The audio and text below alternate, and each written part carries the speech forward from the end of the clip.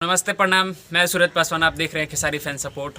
और दोस्तों, खेसारी भी अभी फ़िलहाल में पोस्ट किए हैं फेसबुक पे, आप लोग जाके देख सकते हैं। वो पोस्ट किए हैं जो झगड़ा 2.0 का जो टीजर और झलक और जो आज गाना रिलीज हुआ है वो तीनों ट्रेंडिंग में है। जो झलक है वो 12 नंबर ट्रेंड कर रहा है और जो टीजर है वो 5 नंबर पे ट्रेंड कर रहा है आप सभी के बीच में। और जो गाना खेसारी पे सुबह लंच किए थे 7 बजे, झगड़ा 2, वो 9 नंबर पे ट्रेंड कर रहा है, आप सब जाके देख। और वो वीडियो जो है वो सुबह आया 7 बजे, झगड़ा 2 पॉइंट वो आप सभी के बीच में है, 9 नंबर पे ट्रेंड कर रहा है।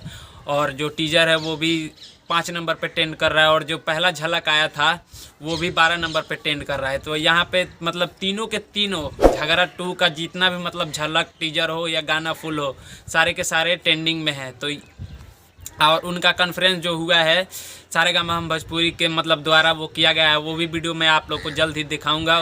तब तक के लिए जय हिंद, जय भारत। मिलते हैं आप सभी से नेक्स्ट वीडियो में।